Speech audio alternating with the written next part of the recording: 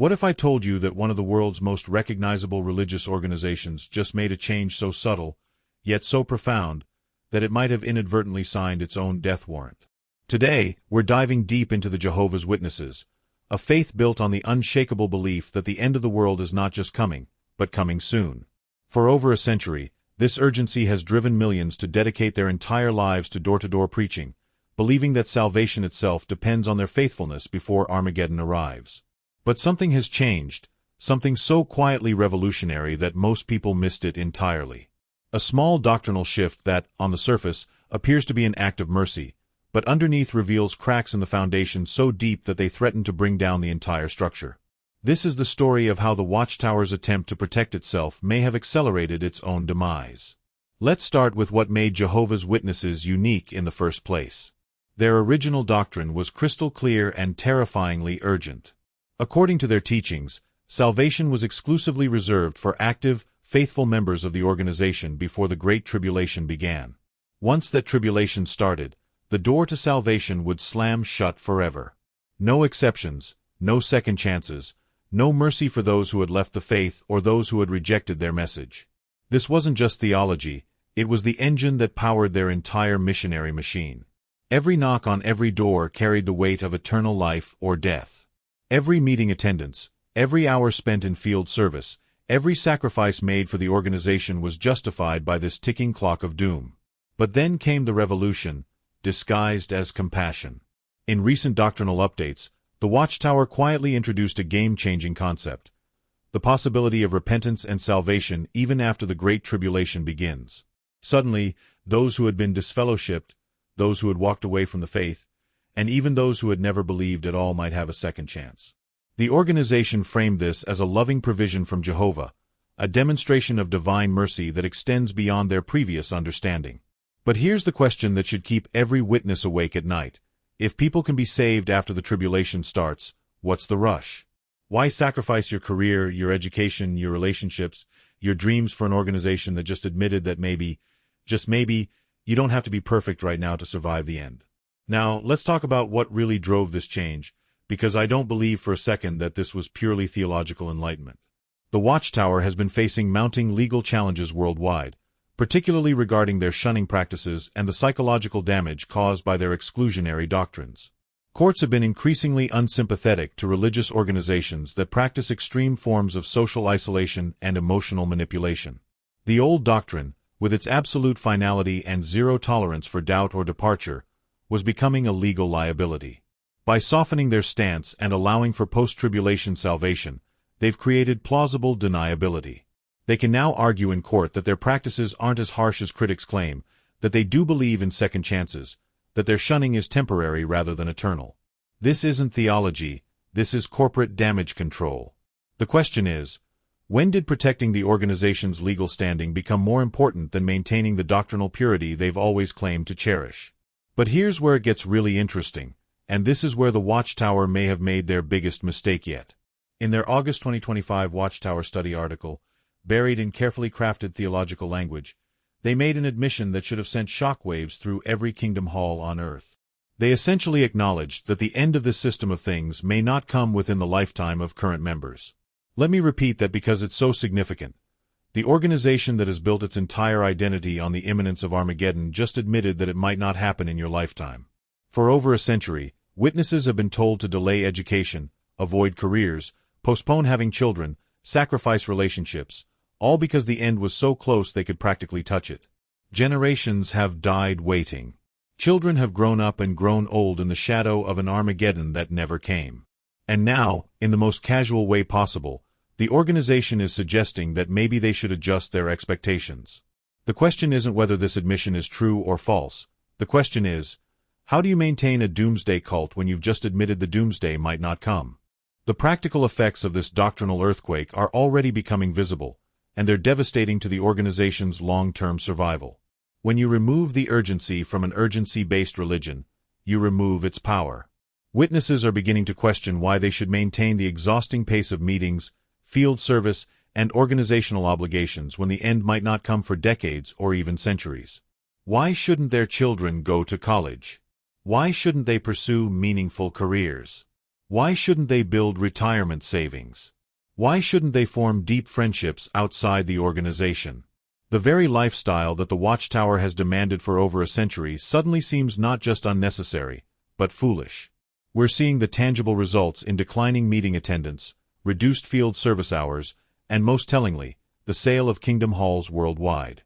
When congregations can't maintain the financial support for their own meeting places, that's not just a budget problem, that's a crisis of faith. The recruitment numbers tell an even more sobering story. 4 years, the only significant growth in Jehovah's Witnesses came from children born into the faith. But when those children grow up and realize they might have 70 or 80 years to figure out their relationship with God instead of 70 or 80 months, many are choosing to explore life outside the organization. The new doctrine meant to show mercy is inadvertently showing young people the exit door. Why commit to a life of restriction and sacrifice when salvation isn't as urgent as they were told? Why accept the organization's interpretation of Scripture when that interpretation keeps changing? The very flexibility that was supposed to make the faith more palatable is making it seem more human, more fallible, more optional. This brings us to the central irony of the Watchtower's situation. In trying to protect themselves legally and provide theological wiggle room for their failed predictions, they've undermined the very foundation of their appeal. Jehovah's Witnesses were never the religion of choice for people seeking comfort or convenience. They attracted people who wanted certainty, who craved the security of knowing they were among the chosen few, who found meaning in sacrifice for a higher purpose. The organization's strength came from its uncompromising stance, its unwavering confidence, its black-and-white worldview in a world full of gray areas. But uncertainty is contagious, and once you admit you might be wrong about the timing of the end, people start wondering what else you might be wrong about. Once you soften your stance on who can be saved, people start questioning why your way is the only way. Once you prioritize legal protection over doctrinal consistency, people start seeing you as just another corporation rather than God's chosen organization. The leadership finds itself in an impossible position. They can't return to the old doctrine without looking hypocritical and reopening themselves to legal challenges. But they can't move forward with the new doctrine without further eroding the urgency that has always been their primary motivational tool. They're trapped between their need for legal protection and their need for religious authority, and each step they take to address one problem creates new problems in the other area. The organization that once claimed to speak with absolute authority now sounds like it's hedging its bets, and nothing destroys religious authority faster than uncertainty expressed by those claiming divine guidance. Looking toward the future, the trajectory seems clear and troubling for the Watchtower. They're facing a generational crisis where young people are leaving in unprecedented numbers. They're experiencing a financial crisis as contributions and meeting attendance decline. They're confronting a leadership crisis as the distinction between divine guidance and human error becomes increasingly blurred. Most critically, they're dealing with an identity crisis. What is a doomsday religion when the doomsday keeps getting postponed? What is an exclusive salvation when salvation becomes inclusive? What is a high-commitment faith when the commitment no longer seems necessary? The changes that were meant to modernize and protect the organization may have instead revealed its fundamental contradictions. You cannot build a religion on the foundation of imminent destruction and then casually admit that the destruction might not be so imminent after all. You cannot demand total dedication based on exclusive salvation and then quietly include the previously excluded. You cannot claim divine authority while making obviously human calculations about legal liability and public relations. The Watchtower's attempt to adapt to a changing world has exposed the very human machinery behind their claims of divine direction, and once that machinery becomes visible, the magic disappears. The most tragic aspect of this decline isn't the organizational collapse itself, but the millions of faithful people who have structured their entire lives around promises that are now being quietly abandoned. People who turned down scholarships because the end was too close for education. People who avoided meaningful careers because secular success was discouraged. People who isolated themselves from family and friends because the organization demanded exclusive loyalty. People who postponed dreams, sacrificed relationships, and limited their potential because they believed they were part of something eternal and urgent. The organization they trusted with their lives is now admitting, in carefully coded language, that maybe those sacrifices weren't as necessary as they claimed. This isn't just about one religious organization facing difficulties. This is about what happens when institutions built on absolute certainty encounter the unavoidable reality of human fallibility. The Watchtower's crisis reflects a broader challenge facing all high-demand groups. How do you maintain authority when your predictions prove wrong? How do you sustain commitment when your promises ring hollow? How do you preserve unity when your foundations shift? The silent decline of Jehovah's Witnesses represents more than just another religious organization struggling with modernity. It represents the collapse of a worldview, the end of an era, and the painful awakening of millions of people who dedicated their lives to a promise that keeps being redefined. The organization that once proclaimed itself as God's sole channel of communication on earth now sounds like just another human institution making human mistakes and human compromises. To truly understand the magnitude of this transformation, we need to examine the psychological impact on individual believers. Imagine dedicating 50, 60, or 70 years of your life to an organization that promised you would never die. Imagine turning down every opportunity for higher education, career advancement, or personal fulfillment because you were told that investing in this world was foolish when the new world was just around the corner. Now imagine being told, in your twilight years, that maybe you should have planned for a longer life after all. The cognitive dissonance is crushing, and many long-time witnesses are struggling to reconcile their life choices with this new reality. The organization's response to this crisis has been predictably inadequate. Rather than acknowledging the pain they've caused or taking responsibility for decades of false prophecies, they've doubled down on obedience and loyalty rhetoric. They've encouraged members to view these doctrinal changes as evidence of progressive revelation rather than admissions of error. They've framed doubt and questioning as spiritual weakness rather than natural responses to institutional failure. This approach might have worked in the past when information was controlled and dissent was easily silenced, but in the age of the Internet, such tactics are increasingly transparent and ineffective. The digital revolution has been particularly devastating to the Watchtower's ability to control information and maintain isolation. Former members now have platforms to share their experiences, experts can easily debunk doctrinal claims, and current members can access critical analysis with just a few clicks.